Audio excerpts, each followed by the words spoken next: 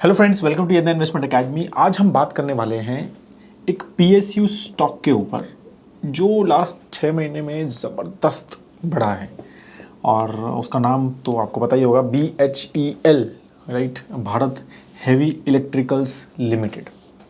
तो क्या अलग हुआ इस कंपनी में लास्ट 6-8 महीने में, इतना ज़बरदस्त रैली क्यों किया? क्या ये एक सिर्फ मोमेंटम प्ले था, मतलब कि सभी पीएसयूज अच्छा कर रहे हैं तो चलो ये भी अच्छा कर दिया है, तो वैसा थॉट था, या एक्चुअली कुछ अलग हुआ है इस कंपनी स्पेसिफिकली? अगर इस कंपनी की बात करें तो एक काफ़ी इम्पॉर्टेंट कंपनी है, एक नवरत्न कंपनी है। नवरत्न कंपनी का मतलब होता है कि 5,000 करोड़ तक के project without government approval they can give to some, मतलब they can start and they can start working on it. तो तो इसलिए काफ़ी इम्पॉर्टेंट पार्ट है हमारे ओवरऑल, आई वुड से कि पावर इकोसिस्टम का, या एक कैपिटल गुड्स थॉट प्रोसेस के हिसाब से अगर हम बात करें तो ठीक है। तो क्यों बढ़ा ये, इसका आंसर करने के लिए पहले समझते हैं कि कंपनी करती क्या है, क्योंकि बहुत सारे लोगों को यही कंफ्यूजन है कि कंपनी करती क्या है। ये BHEL का नाम हैवी इलेक्ट्रिकल्स है, तो करती क्या है? ठीक, तो काफ़ी पुरानी कंपनी है, 1964 में सेटअप हुई थी। कोर सेक्टर ड्रिवन कंपनी है, as I said. Power thought process में पावर पे ज़्यादा फोकस है, स्पेशली थर्मल पावर पे और न्यूक्लियर पावर पे भी। मतलब शायद इंडिया की ओनली कंपनी है जो न्यूक्लियर पावर प्रोग्राम के ऑल 3 स्टेजेस में काम करती है। तो 3 स्टेजेस होती हैं न्यूक्लियर पावर प्रोग्राम में। तो अभी तक इंडिया के जो मोस्टली जो हम काम करते थे पास्ट में, वो फर्स्ट या मैक्सिमम सेकंड स्टेज में करते थे। थर्ड स्टेज में मोस्टली बाहर से हेल्प लेते थे। But this company has a capability to do complete setup of a power plant in from nuclear perspective as well. तो इसलिए ये काफ़ी पावर सेक्टर में दे आर ए काफ़ी बिग प्लेयर। मतलब आप ये नहीं है कि पावर प्लांट्स नहीं लगाते हैं, समझ रहे हैं ना आप। तो पावर प्लांट तो सपोज जैसे NTPC जनरेट कर रहा है, बट वो पावर प्लांट बनाने में, राइट, तो उसमें जो ये सेट्स होते हैं, जो अलग अलग, मतलब अलग अलग ट्रांसफार्मर्स होंगे और चीज़ें जो भी होंगी उसमें, राइट, वो सारी चीज़ें ये वहाँ पर हेल्प करते हैं। पावर प्रोजेक्ट्स में एक कमिश्नरिंग में हेल्प करते हैं, right. Even gas power plants भी, हाइड्रो पावर प्लांट्स भी, न्यूक्लियर पावर प्लांट्स के सेट्स जो होते हैं वो ये काम करते हैं। Even transmission lines, wide range of transmission products जैसे power transformers, instrument transformers, capacitors, ये सारे जो है प्रोडक्ट्स या फिर उसमें ट्रांसमिशन लाइन सेटअप करने में हेल्प करते हैं।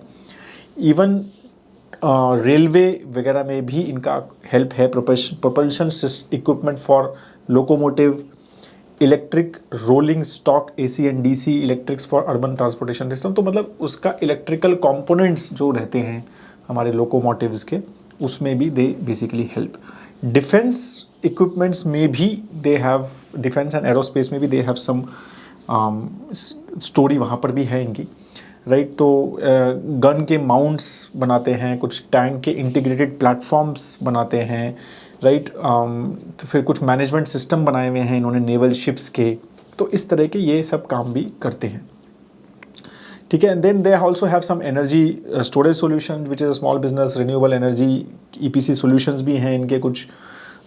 तो वो भी सब चीज़ें हैं। मतलब ऑयल रिग्स वगैरह में भी कुछ कुछ इनके सिस्टम्स हैं और कुछ कुछ work they do in the oil rigs, ठीक है, या कंप्रेसर्स वगैरह में। तो उस तरह के भी कुछ कुछ काम इनके हैं। तो ये सारा बेसिकली इनका ओवरऑल धंधा है। तो अगर हम थोड़ा और डिटेल में जाएँ तो पावर सेक्टर जो इनका सबसे बड़ा, as a said, major revenue इनका पावर सेक्टर से आता है, और स्पेसिफिकली थर्मल पावर से आता है, ठीक है। तो they basically can handle, they are saying, they मतलब दे से कि they can handle the entire process of building a power plant. पूरा का पूरा पावर प्लांट सेटअप बनाने में ये हेल्प कर सकते हैं, ठीक है। तो उसमें परफॉर्मेंस इंप्रूवमेंट भी कर सकते हैं कि पावर प्लांट चल रहा है उसका इंप्रूवमेंट करना है, वो भी कर सकते हैं। They claim that 55% of power generation जो इंडिया में हो रही है वो BHEL के सेट्स पे हो रही है। मतलब BHEL के द्वारा बनाए हुए डिफरेंट पावर प्लांट्स से हो रही है, ठीक है। और कैपेसिटी जो है 50% इंस्टॉल्ड कैपेसिटी पावर जनरेशन की वो इनके थ्रू है थर्मल में। हाइड्रो में तो दे आर सेइंग कि जैसे भूटान में 90% हाइड्रो पावर जो जनरेशन कैपेसिटी है भूटान की, भूटान में काफ़ी अच्छा स्ट्रॉन्ग हाइड्रो पावर सिस्टम है, वो BHEL ने ही सेटअप किया है, right. So that's what they are saying. Solar में भी उनका 1.2 गीगावाट प्लस सोलर पोर्टफोलियो है, जिसमें EPC play floating solar segments, मतलब दे आर सेइंग कि दे क्लेम कि they are the only player जो फ्लोटिंग सोलर पावर प्लांट्स बना सकते हैं, मतलब पानी के ऊपर जो सोलर पावर पैनल्स होते हैं वो बना सकते हैं। ठीक है, तो वो भी ये करते हैं। Nuclear power, as I said, that is very important कि वो associated with all 3 stages of India's nuclear power programme. ठीक है, तो only Indian company with design and engineering experience, right. 22 nuclear power plants हैं इंडिया में, उसमें से 12 में इनका कंट्रीब्यूशन है, जो overall nuclear power plant setup करने में है। बाकी आई एम श्योर इंपोर्ट करके हमने हेल्प की होगी। ट्रांसमिशन में भी they have, as I already बात हुई है। ट्रांसपोर्टेशन वंदे भारत एक्सप्रेस वगैरह में ट्रैक्शन ट्रांसफॉर्मर्स दे मेक, फिर ट्रैक्शन मशीन्स, ट्रैक्शन ड्राइव। अगर आप इंजीनियर हैं तो शायद ये सब वर्ड ज़्यादा अच्छे से समझ पा रहे होंगे, इवन दो मैं भी हूँ, बट इतना अच्छे से नहीं समझता हूँ। डिफेंस एंड एरोस्पेस में भी एज आई सेड कि काफ़ी सारी चीज़ें ये करते हैं। INS कोलकाता जो वॉरशिप है, उसमें उनका नेवल गन जो है वो इन्होंने बनाई है। ठीक है, और हमारा जो तेजस है उसमें भी कुछ कुछ चीज़ें, उनका हीट एक्सचेंजर जो है वो तेजस का इन्होंने बनाया है। तो इस तरह के कुछ कुछ पावर जनरेशन इक्विपमेंट है, नेवल वेसल्स के, नेवल शिप्स के कुछ टर्बाइंस हैं। ठीक है, तो ये सारी चीज़ें कुछ कुछ, मतलब वो पावर रिलेटेड जो चीज़ें हैं अगर हम मेजरली करें तो उसमें भी they work in defence space as well. फिर मैंने जैसे बताया ऑयल रिग वगैरह में भी इनके काम है। इवन ईवी इंफ्रास्ट्रक्चर में भी है, राइट।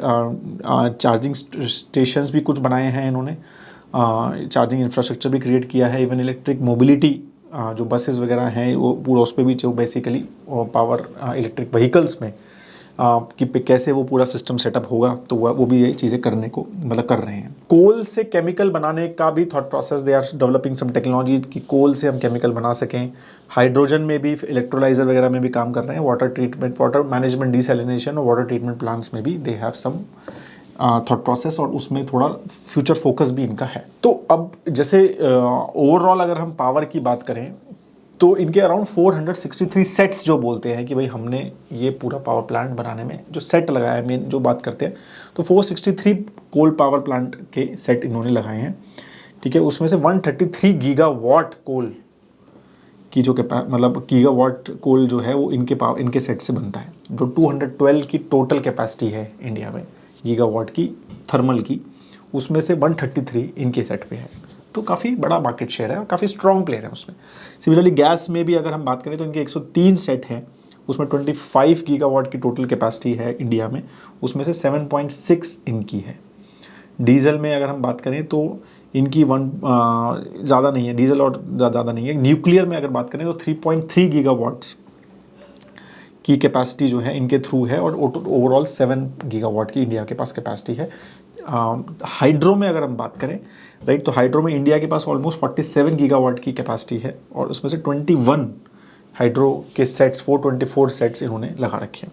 तो इस तरह से मतलब पावर में काफ़ी एक स्ट्रॉन्ग क्लियर मोड है, राइट। पूरा का पूरा पावर प्लांट सेटअप करना, और पावर सेक्टर तो इंडिया में पता ही आपको बहुत अच्छा कर रहा है। तो definitely there is a demand for these things, and that's why ये चीज़ें, एक रीज़न हम समझ सकते हैं कि वो चीज़ें हो सकती हैं। ठीक है, तो ये इस तरह से बेसिकली इनका पूरा थॉट प्रोसेस है।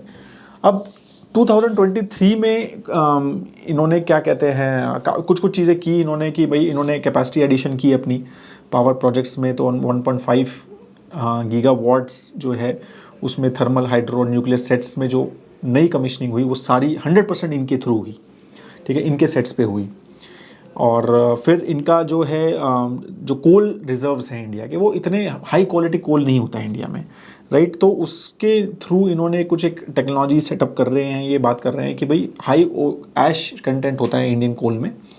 ठीक है, तो they are developing indigenous technology for gasification of Indian high ash coal. ठीक है, तो उससे क्या होगा, कोल से केमिकल बेसिकली बन सकता है। तो उस पर भी they are basically working, and 2023 में दे आर। इंटरेस्टिंग जो चीज़ें रही FY24 की अगर हम बात करें तो कुछ कुछ चीज़ें इन्होंने काफ़ी, एक तो ऑर्डर बुक की बात करते हैं, तो ऑर्डर बुक इनको जो बड़े बड़े प्रोजेक्ट्स इनको मिले, एक तो इनको 4000 करोड़ का अदानी पावर से इनको प्रोजेक्ट मिला है कि 2 थर्मल पावर प्लांट सेटअप करने हैं 800 मेगावाट के, तो वो इनको मिला है। 9,500 करोड़ का NTPC से इनको प्रोजेक्ट मिला है 1600 मेगावाट की Singrauli super critical thermal power plant setup करने हैं इनको। NLC से 15,000 करोड़ का प्रोजेक्ट मिला है इनको green field thermal power project 2.4 gigawatt का। तो थर्मल पावर में भी काफ़ी ज़्यादा चीज़ें इन्वेस्टमेंट हो रही है। वंदे भारत ट्रेन से इनको 9,500 करोड़ का इन्वेस्टमेंट मिला है। टीटागढ़ वैगन्स के साथ इन्होंने बेसिकली एक कंसोर्शियम क्रिएट किया था और उसमें इनको एक 35 ईयर्स का 9,500 करोड़ का प्रोजेक्ट मिला है, जिसमें ऑफकोर्स ये जो है मतलब इलेक्ट्रिकल कंपोनेंट्स वगैरह उसके बनाएंगे और सब जो हमने बात की थी, और टीटागढ़ वैगन्स जो है वो वैगन्स बनाएगा। NHPC से भी इनको एक कुछ मल्टीपर्पज़ प्रोजेक्ट्स अरुणाचल प्रदेश में 2.8 गीगावाट के मिले हैं, जिसका अमाउंट इन्होंने शेयर नहीं किया।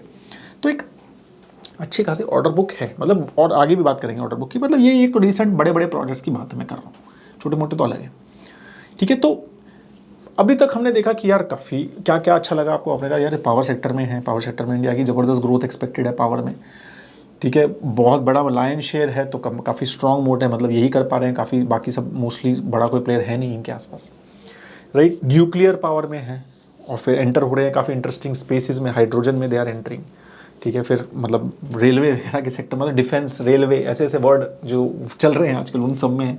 तो क्यों नहीं भागेगा स्टॉक सर, आप बोलोगे तो सारे सब कुछ सब अच्छे बज़ वर्ड है, पावर सेक्टर, डिफेंस, रेलवे, तो फिर क्यों नहीं भागेगा।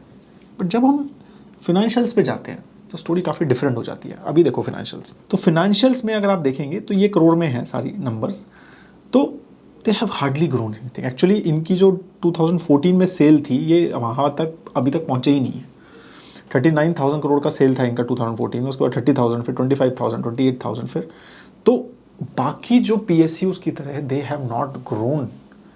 हमने BEL का आपने वीडियो देखा होगा, या क्या कहते हैं, तो उसमें अगर आप बात देखेंगे तो वो काफ़ी डिटेल में, मतलब किस तरह से वो चीज़ें दिखी हैं आपको कि भाई चेंज हुआ है, रेवेन्यू इंप्रूव हुआ है, there is a clear growth. And बाकी सारे PSUs में वो ग्रोथ दिखती है। HAL की बात करें, हम बड़े बड़े जो PSUs की बात करें तो वो दिखती है, बट यहाँ पे आपको फिनेंशियल्स में वो चीज़ें नहीं दिख रही हैं। ठीक है, चलो मई 2021 तो छोड़ दो भाई, कोविड का टाइम था, but otherwise also revenue wise they have not grown. Segment wise revenue जो है 80% पावर से आता है, कंसिस्टेंटली ये लास्ट 10 साल से यही कंसिस्टेंट है कि ऑलमोस्ट 80% रेवेन्यू पावर से आता है, 20% बाकी चीज़ें हैं, जो डिफेंस हो गया, हमने जैसे देखा ऑयल रिग में भी काम कर रहे हैं, तो वो सारी चीज़ें, ये इंडस्ट्री है, तो वो सारी चीज़ें बेसिकली ये 20% वहाँ से आता है। ओवरऑल रेवेन्यू प्रोडक्ट में देखें तो कंस्ट्रक्शन ऑफ पावर प्लांट से 31% इनका रेवेन्यू आता है, तो पावर प्लांट इनका सबसे इंपॉर्टेंट चीज़ें हैं, और उसमें भी थर्मल में ज़्यादा है, ये याद रखना है हमको। फिर manufacturing of steam generator including auxiliary plants, छोटे छोटे प्लांट्स, और मैन्युफैक्चरिंग ऑफ टर्बाइंस, राइट, तो पावर प्लांट्स के लिए generation sets, manufacturing of electric Motors, transformers and electric distribution and control experts, तो यही मेजरली इनका ऑलमोस्ट 80-85% का रेवेन्यू इनका आ रहा है वहाँ से। ठीक है, मतलब ऑलमोस्ट 90% मान लो, और 90% का रेवेन्यू ये सारी चीज़ों से आ रहा है। तो एकदम क्लियरली आपको समझ आ गया कि धंधा क्या करते हैं, मतलब स्टीम जनरेटर बनाते हैं, टरबाइन बनाते हैं, जनरेटर शेड बनाते हैं, इलेक्ट्रिक मोटर्स बनाते हैं, ट्रांसफार्मर बनाते हैं, राइट, तो और पावर प्लांट को पूरा सेटअप करते हैं, ये सारी चीज़ें ही करते हैं, और उसमें सारी चीज़ें भी यूज़ करते हैं। तो ये मेन इनके काम है। और ये अगर हम देखें तो ये लास्ट 5-6 साल का मैंने नंबर देखा, 2021 का नंबर अवेलेबल नहीं था, तो लास्ट 5-6 साल का नंबर अगर हम देखें तो ये उसी ब्रेकआउट वैसा ही है, बहुत ज़्यादा किसी ऐसा नहीं है कि बहुत ज़्यादा चेंज इधर उधर हुआ है। ठीक, ऑर्डर बुक देखते हैं, चलो। तो ऑर्डर बुक अगर हम देखें तो 2014 से देखते हैं, तो अगेन रेवेन्यू की तरह ऑर्डर बुक भी इनकी स्ट्रांग ही रही है। मतलब हमेशा आप देखोगे तो 1 लाख करोड़ से ज़्यादा की ऑर्डर बुक इनके पास रही है। ठीक है, लास्ट 3 साल में ऑर्डर बुक ग्रोथ बढ़ी है, मतलब अभी जैसे 36,000 करोड़ हुआ है, शायद 2016 में था इससे ज़्यादा एक बार, और 2018 में, बट अदरवाइज लास्ट 2 साल में हम थोड़ा बहुत देख सकते हैं। क्वार्टर में कुछ Q3 नंबर अभी मेरे पास लेटेस्ट, तो 36,000 करोड़ की ऑर्डर बुक है, और शायद कुछ नंबर आएंगे तो थोड़ी सी ज़्यादा अच्छी मान सकते हैं अपन, बट ये इनफ्लोज हैं इनके Q3 तक, मतलब 3 महीने के। तो और again this order book should be very good, मतलब ये अच्छी रहनी चाहिए लास्ट FY24 की। बट अगर ओवरऑल आप ऑर्डर बुक करंट देखें, इनफ्लो के बारे में, चलो इनफ्लो बहुत अच्छे रहे 1 साल में, मान सकते हैं, और शायद ये एक रीज़न भी है स्टॉक भागने का, बट ओवरऑल ऑर्डर बुक इनकी हमेशा से अच्छी रही है, तो फिर भी रेवेन्यू नहीं है। 1-1 लाख करोड़ की ऑर्डर बुक है, ठीक है, और रेवेन्यू जो आ रहा है वो 30-30, 40-40 हज़ार, 20,000 करोड़, 30,000 करोड़ आ रहा है। ठीक है, तो ऑर्डर बुक इनफ्लोज भी आ रहे हैं, तो फिर भी कंसिस्टेंटली 1 लाख करोड़ की। तो मतलब बेसिकली जो इनफ्लो आ रहा है, अगर हम बात करें तो देखो कि 1 लाख करोड़ की 2014 में थी, और 1 लाख करोड़ की ऑर्डर बुक अब है। तो आपको ये देखना है कि जो इनफ्लो आया है ना, वही रेवेन्यू है। ठीक है ना, मतलब ये एग्जीक्यूशन इशू है, ऑर्डर बुक कमी नहीं हो रही है। मतलब 28,000 करोड़ की आई एम श्योर कि मतलब ये 28,000 करोड़ की इनफ्लो आया तो 28,000 करोड़ की आई, फिर उससे वापस 28,000 करोड़ का इंप्लीमेंट हुआ, 28 करोड़ बुक किए और फिर वापस 38,000 करोड़ की आ गई, तो वही उसी में लगे हुए हैं, तो बाकी चलते रह रहा है। मतलब वो हमेशा बैकलॉग चल रहा है, 1 लाख करोड़ का बैकलॉग चल रहा है। ठीक है, तो इसीलिए ये चीज़ है कि भाई ऑर्डर बुक जो है ये कमी नहीं हो रही, और ऑर्डर इनफ्लो भी ऐसा नहीं है कि बहुत ज़बरदस्त ग्रो हुआ है तो इसलिए ऑर्डर बुक कम नहीं हो रही। तो इनके एग्जीक्यूशन कैपेबिलिटीज़ से ये चार्ट क्लियरली इनकी एग्जीक्यूशन कैपेबिलिटीज़ को बहुत बड़ा क्वेश्चन मार्क लगा देता है कि इस कंपनी में एग्जीक्यूशन कैपेबिलिटी नहीं है, ऑर्डर बुक लगातार वैसी चल रही है, एग्जीक्यूट ही नहीं हो रही है ऑर्डर बुक। ठीक है, तो ऑर्डर बुक ब्रेकअप करें तो वो पावर सेक्टर से ही, अगेन वही है कि पावर सेक्टर से ही ज़्यादा ऑर्डर्स आते हैं। Industry export is not that much, 4-5% का एक्सपोर्ट है, तो वो भी चीज़ है, एक्सपोर्ट से ज़्यादा धंधा अभी तो नहीं आ रहा है। ठीक है, तो क्लियरली मेजरली पावर और इंडस्ट्री 70-80% का वैसे ही ऑर्डर बुक है। अभी Q3 में अभी पावर इंडस्ट्री से थोड़े ज़्यादा आए होंगे, रेलवे वगैरह के जैसे अपन ने देखे कुछ तो वो है, बट अदरवाइज ये इसी तरह से है। अदर इनकम ठीक है। अब R&D एज ए परसेंटेज, और R&D में इन्वेस्टमेंट अगेन यही चीज़ है कि लास्ट 10 साल में देखें तो कोई खास ऐसा नहीं है कि भाई बहुत ज़्यादा R&D में स्पेंड बढ़ाया हो, और सेल्स भी नहीं बढ़ी, तो इसलिए वो 2-3% के आसपास है। ठीक है, तो R&D में स्पेंड बढ़ाया नहीं है, वैसा का वैसा ही है। Employ cost as a revenue, ये बहुत इंटरेस्टिंग है।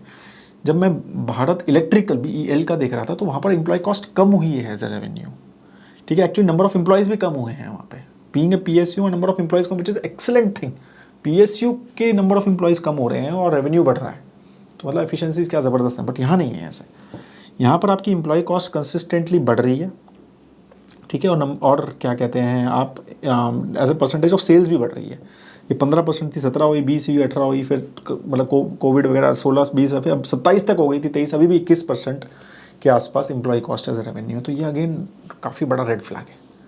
ठीक है, तो एम्प्लॉय कॉस्ट बढ़ रही है, तो इसका मतलब एफिशिएंसीज वो उस तरह से नहीं हो रही है, जबकि मतलब आज ऑटोमेशन का ज़माना है आजकल तो, राइट। R&D भी नहीं बढ़ रहा है। ठीक है, तो केपेक्स की बात करें तो केपेक्स पावर में अगेन ज़्यादा केपेक्स है इनका 2022 तक। 23 में थोड़ा इन्होंने क्या कहते हैं दूसरे सेक्टर में भी बेसिकली केपेक्स किया, या तो ये सारी चीज़ें, तो केपेक्स अच्छा खासा करते हैं, केपेक्स चल रहा है। तो एबिटा जो है वो अब मार्च 2023 में 800 करोड़ का एबिटा था, 828 करोड़ का था, ये माइनस था, तो काफ़ी एक ऊपर नीचे इनका प्रॉफिट्स रहे हैं। नेट प्रॉफिट्स भी अगर हम देखें तो वैसा ही रहे हैं कि 477 करोड़ का ही मार्च 2023 में इनका प्रॉफिट रहा, और मेरे ख्याल से लास्ट 3 महीने जो मतलब लास्ट Q3 तक इन्होंने लॉस ही बुक चल रहा है, इनका लॉसेज ही चल रहे हैं मेजरली। तो ये इस तरह से बेसिकली इनके प्रॉफिट्स परसेंटेज रहे हैं। तो profit is also has not been very good, तो उसकी वजह से of course ROC ROE has not been great. तो क्या कहते हैं कि नंबर प्रॉफिट ही नहीं आ रहा है तो रिटर्न ऑन रेशियोज देखने का कुछ मतलब नहीं है। रिसीवेबल डेज में क्लियर बहुत ज़बरदस्त अच्छी चीज़ है कि रिसीवेबल डेज बहुत कंसिस्टेंटली कम हुए हैं। मेजरली काम गवर्नमेंट से कर रहे हैं, तो गवर्नमेंट पैसा टाइम पे दे रही है। पहले 247, 257, एक साल में पैसा मिलता था, अब जो है वो 42 डेज में पैसा मिल रहा है। तो वो चीज़ तो इम्प्रूव हुई है, लेकिन पेएबल डेज जो है वो बढ़ रहे हैं, तो पेएबल देर में पे कर रहे हैं। ठीक है, इन्वेंट्री भी मतलब ऐसा कंसर्न नहीं है, 90 डेज़ की inventory I think is not that bad for a company like this. ठीक है, तो वो कंसर्न नहीं लग रहा है मुझे। ठीक है, तो अब मेन क्या क्या चीज़ें, एक तो अब है कंटिजेंट लाइबिलिटी देखते हैं। 7,300 करोड़ की कंटिजेंट लाइबिलिटी है, जो कि 27% है रेवेन्यू का करंटली, और 12% है टोटल एसेट्स का। इंटरेस्टिंग है लिक्विडेटिंग चार्ज 3,500 करोड़ के। What is liquidating charge? Liquidating charge मतलब ऐसे चार्जेस की प्रोजेक्ट आपको दिया और प्रोजेक्ट अगर डिले होता है तो आपको जो पेनल्टी पे करनी पड़ती है, वो है ये 3,500 करोड़ की पेनल्टी पे करने की एक्सपेक्टेशन है इनकी। ठीक है, कंटिजेंट लायबिलिटी में कि प्रोजेक्ट्स इतने डिले हुए हैं, और वो हमें ऑर्डर बुक की शीट में क्लियरली दिखाए कि टाइम पे नहीं हो रहे हैं इनके प्रोजेक्ट, इनका एग्जीक्यूशन कैपेबिलिटीज़ वहाँ उस तरह का डेवलप नहीं हुआ है। ठीक है, और इसीलिए वो कंपनी का रेवेन्यू इतना बड़ा, जबकि ठीक ठाक है अभी तो, मतलब at least order book improve. Order book कहाँ से, नया ऑर्डर कहाँ से आए, कौन लोग ऑर्डर देंगे फिर? भाई आप एग्जीक्यूट ही नहीं कर पा रहे, नाम ही खराब होगा ना यार। तो इसलिए ऑर्डर बुक भी बहुत ज़्यादा नहीं है, लास्ट 1-1.5 साल में कुछ बढ़ी है तो बट अदरवाइज ऑर्डर बुक इतनी अच्छी नहीं बढ़ी है, नए इन्फ्लोज भी ऑर्डर नहीं आए हैं। तो वो ये चीज़ें हैं कि एक क्लियर इनएफिशिएंसी सिस्टम में है, एम्प्लॉय कॉस्ट बढ़ रही है। ठीक है, और ऑर्डर बुक लिक्विडेट नहीं हो रही है, और लिक्विडेटिंग चार्जेस लग रहे हैं। ठीक है, अच्छी खासी कंटिजेंसी लाइबिलिटी अच्छी स्ट्रॉन्ग है, तो ये सारी चीज़ें क्लियरली एक काफ़ी बड़े रेड फ्लैग्स क्रिएट करती है कंपनी में।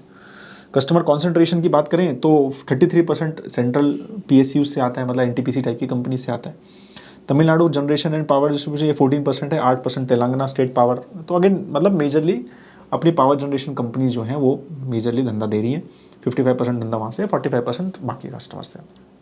अब ये स्टॉक भागा क्यों? ये स्टॉक मतलब आप ये देखो, अगस्त 2022 में 50 रुपये के आसपास था, अब ये 300 के प्लस में चल रहा है। तो मई 2014 से मई 2022 में इसका कैगर -31% था स्टॉक का। मई 20 से लेके मार्च 22 से लेके मई 2024 से 99% का कैगर है, ठीक है। तो और अगर अभी भी मार्च 2014 से लेके अभी तक देखते तो 5% का ही कैगर है, ठीक है। मतलब इतना बड़ा वो लेने के बाद भी आपको अगर किसी ने मार्च 2014 में डाला है, 5% ही रिटर्न मिले हैं। तो ये इतनी ज़बरदस्त रैली का रीज़न बेसिकली क्या रहा? तो मुझे जो लगा 3-4 रीजंस, एक तो डेफिनेटली ऑर्डर बुक का इनफ्लो, ठीक है, कि वो एक अच्छा इनफ्लो चल रहा है इनका लास्ट 1 साल में, और वो हमने देखा कि इनफ्लो लास्ट 1 ईयर में थोड़ा सा इंप्रूव हुआ है, अच्छा इंक्रीमेंट हुआ है।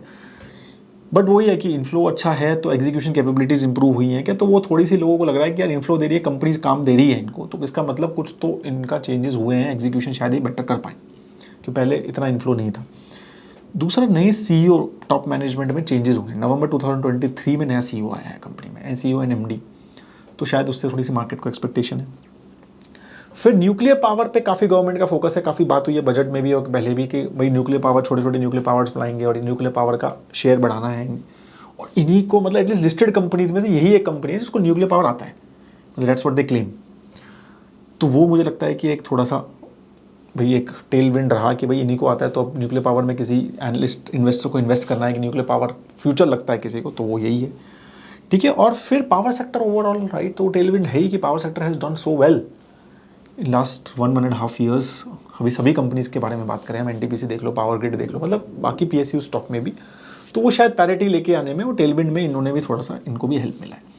तो ये 4-5 रीज़न मेरे को लगा है कि रहे हैं जो ओवरऑल कि ये कंपनी का स्टॉक राइज होने के लिए, ठीक है। तो company is a pure PSU, 63% government stake है, 8% का LIC स्टेक है, तो मतलब 71% के आसपास का गवर्नमेंट स्टेक मान सकते हो, ठीक है। म्यूचुअल फंड्स का स्टेक जो है ज़्यादा नहीं है, निप्पॉन सिर्फ 1.3% है, और क्वांट वालों के पास है 1%, और क्वांट वालों ने रिसेंटली लिया है, ठीक है। तो अब वैल्यूएशन के बारे में बात करें तो ऑलमोस्ट 1 लाख करोड़ की कंपनी है, 4.32 का मार्केट कैप टू सेल्स है। तो पी तो निकाल नहीं सकते क्योंकि अर्निंग ही नहीं है, तो 4.32 का मार्केट कैप टू सेल्स है। अगर 5 ईयर मीडियन देखें तो 2 का था इनका पहले, तो it has become quite high.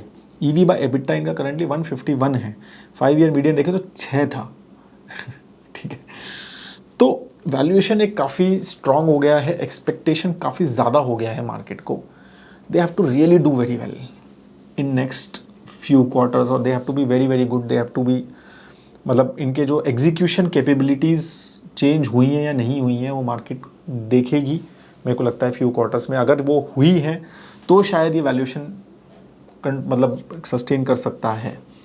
अगर वो नहीं हुई है, सिर्फ ऑर्डर बुक के बेसिस पे, अगर ऑर्डर बुक आ भी रही है, नए ऑर्डर्स आ भी रहे हैं, तो मुझे नहीं लगता कि ये वैल्यूएशन सस्टेन हो सकते हैं अगर इनका एग्जीक्यूशन कैपेबिलिटीज़ की, एम्प्लॉय कॉस्ट कम नहीं हुई, इनके मैन्युफैक्चरिंग एक्सपेंसेस कम नहीं हुए, और ओवरऑल इनकी ऑर्डर बुक का एग्जीक्यूशन इंप्रूव नहीं हुआ, इनके ओवरऑल रेवेन्यू इंप्रूव नहीं हुए हैं और प्रॉफिट्स इंप्रूव नहीं हुए हैं। तो ये सारी चीज़ें हैं। तो definitely if you are investing in it, you need to understand the quite high risk, क्योंकि एक वैल्यूएशन काफ़ी अच्छे लेवल पे पहुंच गया, ठीक है। तो वो भी एक चीज़ें समझनी है। और जो है मतलब अभी तक कंपनी ने उस तरह का एग्जीक्यूशन दिखाया नहीं है, अभी तक Q4 result I am waiting अभी तक नहीं आए हैं, तो बट वो अभी तक एग्जीक्यूशन दिखाया नहीं है। तो it's a wait and watch, but it's a very risky bet. I think we should avoid this counter at this point, even though it is in a very very, ऐसा defence, railway और power तीनों, और nuclear उसमें और डाल दो तो ज़बरदस्त एक नाम सुनता है कि यार ये, और EV और डाल दो, इलेक्ट्रिक व्हीकल सब है इनके पास वो, राइट। बट वही है कि आपको वो ओवरऑल कंपनी भी देखनी है, उसका एग्जीक्यूशन कैपेबिलिटीज़ देखनी है, मैनेजमेंट देखनी है, तो वो सारी चीज़ें अभी still I think the valuation which they are at, I think we should be very very cautious and understand कि ये वैल्यूएशन सस्टेनेबल है या नहीं है, इनके एग्जीक्यूशन कैपेबिलिटी से बहुत ज़्यादा डिपेंड करता है। तो I think we should avoid this counter at this valuation, even though you are a value hunter और you are a PSU lover, I think this is not a place to invest or think right now. That is what I think. That is all. Have a great time ahead दोस्तों. अगर आपको कोई question है इस company पे तो ज़रूर check कीजिए. बाकी इस तरह की बहुत डिटेल वीडियोस हम स्टॉकोमीटर पे बहुत बनाते रहते हैं. I hope that you have checked it. investindia.in website पे जाके हमारा स्टॉकोमीटर सब्सक्रिप्शन या फिर मॉडल पोर्टफोलियो सब्सक्रिप्शन, अगर वीडियो कंपनी अच्छी है तो पोर्टफोलियोज में भी डालते हैं, तो ज़रूर एक बार चेक कीजिएगा. तो I am sure you will like it, for specially if you are DIY investor. ठीक है. That is all. Have a great time at. जय हिंद.